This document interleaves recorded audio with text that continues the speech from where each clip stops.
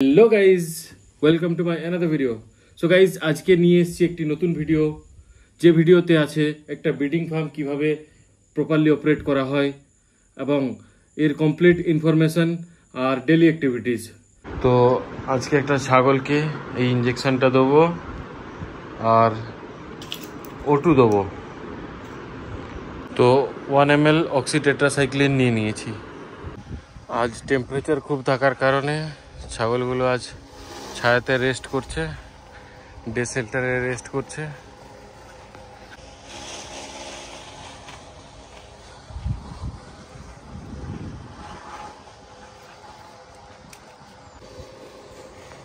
বাচ্চাগুলো রেস্ট করছে নিজেদের মতো করে।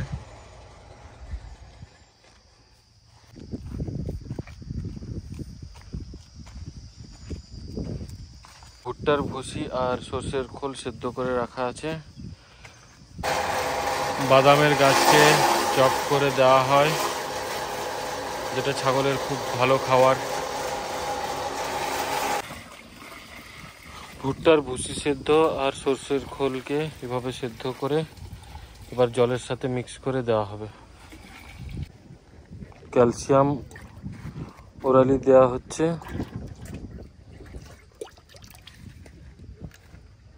এই খাবারটা বাচ্চাদের এতটাই ভালো লাগছে যে একদম মাথা ঢুকিয়ে মুখ ঢুকিয়ে খাচ্ছে।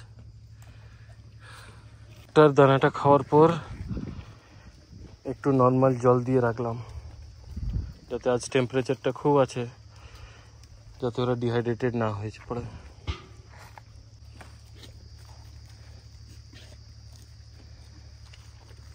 নর্মাল জল খাচ্ছে কিছু ছাগল দানাটা খাচ্ছে।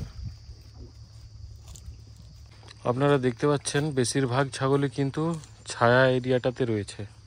এর কারণটা হচ্ছে খড়ের চাল টেম্পারেচারটাকে মেনটেন রাখছে, প্রপার এয়ার সার্কুলেশন হচ্ছে, যার জন্য এখানে টেম্পারেচারটা বাইরের টেম্পারেচারের থেকে কম রয়েছে।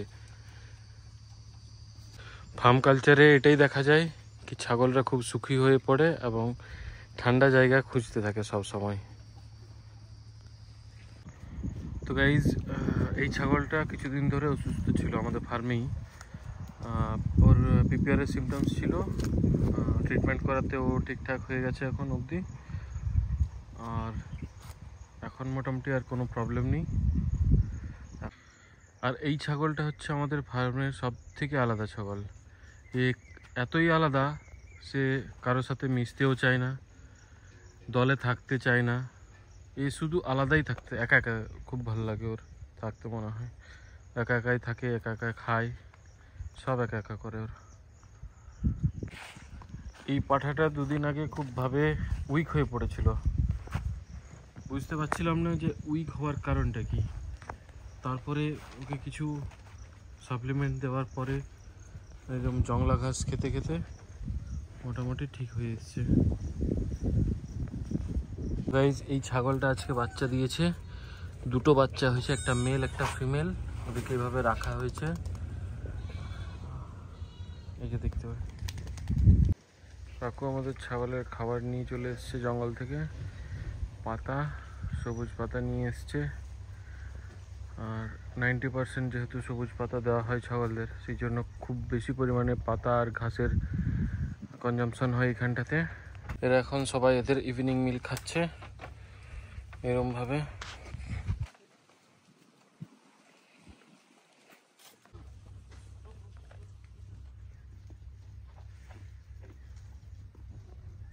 এদেরকে ডেলি সন্ধ্যাবেলা আধ ঘন্টা গ্রেজিংয়ের জন্য পাঠানো হয়, বাইরে ছাড়া হয়।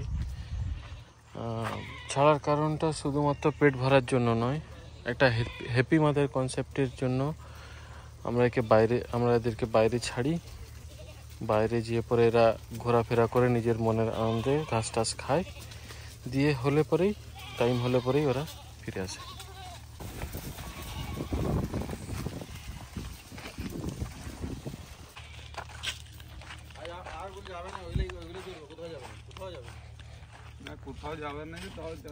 এই যে দেখতে পাচ্ছেন আপনারা, এরা গ্রেজিং করছে, নিজের মতো করে ঘাস খাচ্ছে। এতে এদের মেন্টাল কন্ডিশন, এরা হ্যাপি থাকবে, ঠিক আছে। আর ব্রিডিং ফার্মের ক্ষেত্রে মাদারকে হ্যাপি থাকাটা খুবই ভাইটাল, খুবই ইম্পর্টেন্ট। কারণ মাদার যতক্ষণ না হ্যাপি থাকবে ততক্ষণ ও ভালো কিড প্রোডাকশান করতে পারবে না। আর ব্রিডিং ফার্মে মেন হচ্ছে কিডস।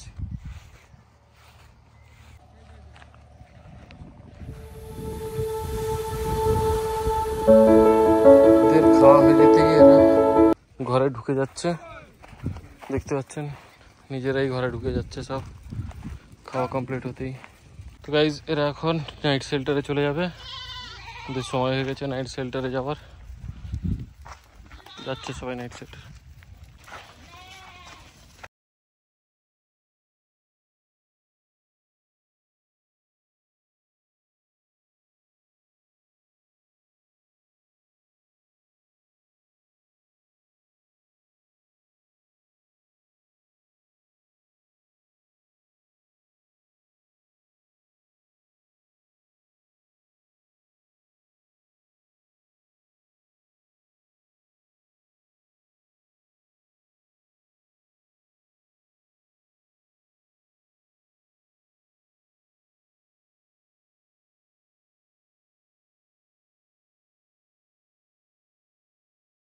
ক্যামেরার সামনে কথা বলছি আর জানি না কার কেমন লাগবে, হয়তো আমার কথাবার্তা অনেকের পছন্দ নাও হতে পারে, আর আমার অ্যাকসেন্ট অনেকের নাও পছন্দ হতে পারে, বা আমার ফেসটা অনেকের নাও পছন্দ হতে পারে। সো গাইজ সব কিছুকে সাইডে রেখে জাস্ট আমার ভিডিওটা দেখুন আর এনজয় করুন। আর ভিডিওতে যদি কোনো সেরকম ভুল ইনফরমেশন থাকে তাহলে অবশ্যই জানাবেন। সো গাইজ কেমন লাগলো ভিডিওটা অবশ্যই কমেন্ট করে জানাবেন, আর ভালো লাগলে অবশ্যই লাইক করবেন আর চ্যানেলটাকে সাবস্ক্রাইব করবেন। Thank you.